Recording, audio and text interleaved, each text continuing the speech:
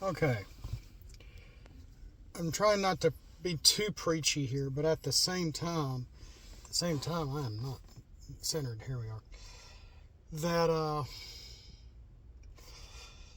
let's say your school has helped promote you not liking authority, promote that there is no God, promote that being a guy, being a man, unapologetically is wrong or whatever. That there's a social construct and blah blah blah blah blah blah blah. Well, then you're going to miss out on a lot of stuff because if you don't accept who you are and you or think you're attracted to something and you go in that direction. I almost got an argument with somebody and I said it's a choice. No, I'm born that way. No, it's a choice. And we got in an argument. And despite, health issues and whatnot, some people can have babies, some can't. I understand that. Adoption is a thing too. My wife was adopted. But if you don't understand the miracle of a baby holding new life in your arms for the first time, how frail and vulnerable that baby is. From the softness of the skin to how delicate the head is, and the rest of it is dependent fully on you as a parent. Fully. And we're a nation now that doesn't want to teach our people to be self-sufficient. We're teaching dependency. That's not a good thing. But family is a thing too. Family is hard to get rid of when there's true love involved. With a mother and a father and kids, etc. And those kids have kids, and then they have grandkids. There's something beautiful there. And if you are a reader of the Bible, and there's just some things you just didn't get as a kid or a teenager or a young adult, and then you have kids, and then you realize, Abba. Jesus used the casual term for father and called the unspeakable name of the Lord, Elohim,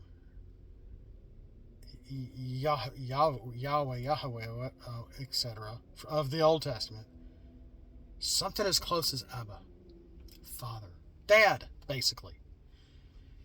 That alone, the Jews that would follow him around were like, did he just say call God what we think he just called him?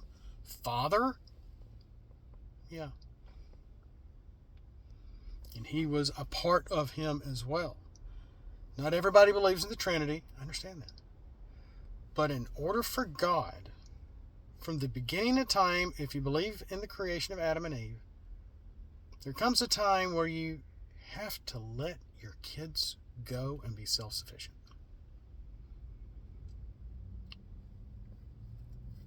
It was planned, I'm sure, Old Testament style, that God couldn't take care of Adam and Eve. He probably taught them how to live, how to make plants, how to do this, how to do that, while they walked in the cool of the day for the short time before they ate of the tree of knowledge, which makes sense in a certain point of view. But at the same time, He let them go. He had to let them go on their way. And now, because they were separated from God, possibly physically and spiritually, that he knew they would have to come back to him. And in order for that to happen, the Word was God. The Word was with God. Go back to John 1:1. I don't have it by memory, but it's basically a retelling of Genesis. It's a retelling of the beginning. And in the beginning there was, the Word. The Word is Jesus.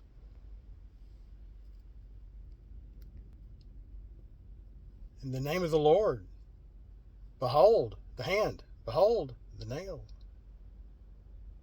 It was there all along in the Old Testament. So, as a new parent who has held newfound life, who, when your kids are teenagers, they don't want to listen to you. They don't want to have anything to do with you. They don't think you know anything. And there's a certain point where you're going to just have to let them go and go on their own. And you're going to have to let them grow. And there's so many trials that we as adults and parents go through that we understand how God must have felt through certain parts of history. Again, if you believe there's a God. If you don't believe there's a God, then that baby that you hold in your hands, maybe if you did whoopee with the opposite sex and produced a child, it's just a kid, we'll feed it. Get it some clothes. Oh, it's ugly, isn't it? Ew, I gotta take care of this thing? Yeah. Be responsible. Be accountable for your actions. That's a little you. Then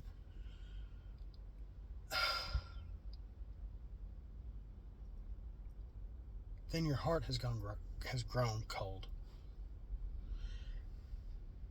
And I have been filthy. I have been a liar. I have stolen stuff, no matter how small. I've done stupid stuff, etc., etc., etc. Created strife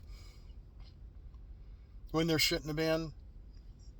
Not entirely, well, most of the time on accident. As a teenager, you're trying to explain to your parents certain things, and you give a little white lie, and then you give another white lie, and then the next thing you know, all your lies aren't making sense anymore because you've lied yourself into a corner. Kids do that. I remember doing it. To where your parents lose your trust. They lose the trust of their kid. And it's going to be hard to get that back. We see that with friends. We see that in marriages. We see that within any relationship. And just like relationships, we can fall away from God. Again, if you are an Abba, if you are a father to kids, and if you take or destroy a bald eagle's egg, they're going to fine you because it's still an eagle. Explain that to the people that claim that life within the womb, that living person in there, You get to clip the sails. Boy, that's cynical. Boy, that's overly critical. Boy, that's really shallow. To treat life like dirt.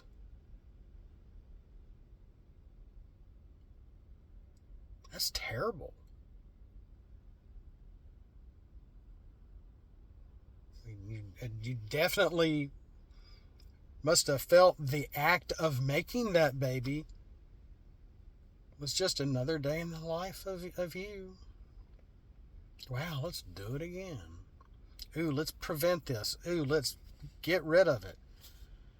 How heartless can people be when you are absent of God in your life?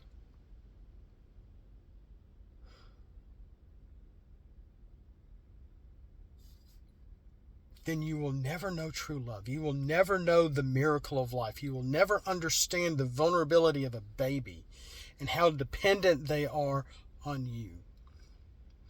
Life is not meant to be easy.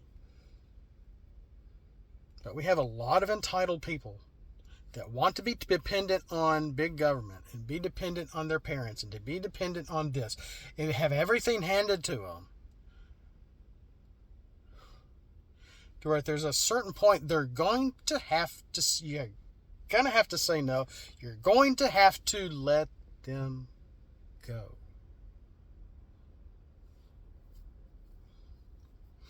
It's hard for the parent. It's hard for the child. And I could care less if that's an 18-year-old child that had sex, get them across the state border to get married in a little church and bring them back and they go back to their homes like my parents were. Or you just made a mistake. You're going to take care of this. You're going to be responsible. It's a different world 60 years ago. Teaching teenagers responsibility after getting a girl pregnant. Wow. The R word. It's like a 4-letter word. Responsibility. Isn't it? And then all of a sudden they're like, I got to get a job.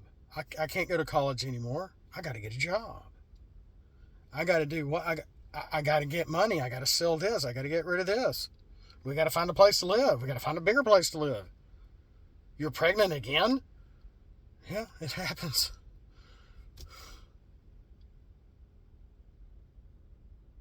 Life goes on. And then you will slowly realize you're going to have that beautiful ball of life is talking back to you. That little ball, and you're going to have to deal with it. And that little ball of life may try to hit you or get aggressive with you, and you're going to have to deal with that. And it's best to deal with it early with a little bit of corporal punishment to some extent. Yeah, I said it. You got to show your kids who's boss at an early age and have them fear you a little bit, like I even still do my parents. My parents, I don't think, even ever hit me or spanked me at all. They got my brother a time or two, and I'm like, I don't want that to happen to me. That kept me in line. I did some stupid stuff. I got in trouble, but that kept me in line. I think they got my brother once, maybe twice. That was it. It kind of kept him in line for the most part, and definitely me. And I still did my own stupid crap. But the point of this, if you don't learn what life is all about, if you're truly denying God, you're truly denying yourself, you're never going to know true love. You're not going to understand the roads of life.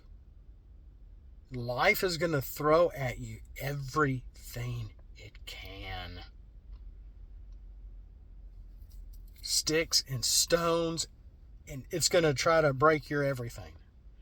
And you got to keep going. And you got to keep going. And the best, and most of the time, I even just read this today, if you're not praying to God, something is stopping you from praying. Try praying to God. Because something's preventing you from doing it. To having a relationship with Him. Because guess what? He had to let go his son too. And Jesus, if you look it up, breathed his last breath. It was predicted or prophesied in Isaiah 53, I believe, and maybe somewhere else, Zechariah, Isaiah, that he knew his last breath. Because the people didn't kill him. He gave up his own spirit on the cross for us. The physical aspect of behold the hand, behold the nail. Yahweh, Jesus, believe it or not, he's alive today. He shed his blood and gave his last breath for us. We as Americans may not do sacrifices, but there's things we do sacrifice. Guess what? For our kids, our money, our time, our values. Let's not sacrifice our values. I mean, sacrificing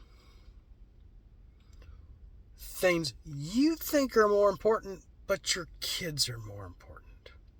Giving them attention, playing with them, bringing them up, teaching them things you know and like and enjoy.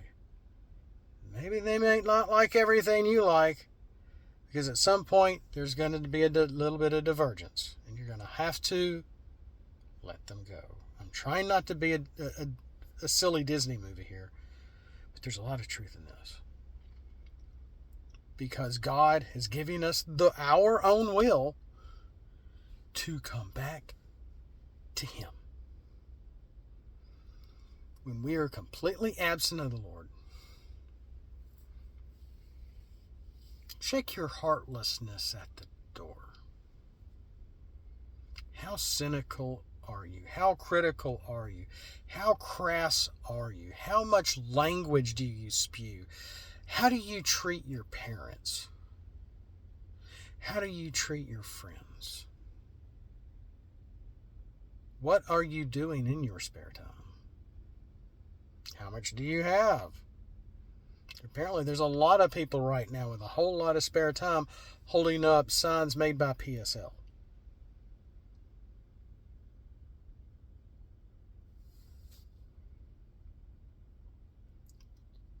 But when you do, I gotta go. But when you do, choose life. Choose a mate of your opposite sex. Choose to have kids. Choose to grow up. Choose to mature. Choose God versus the world.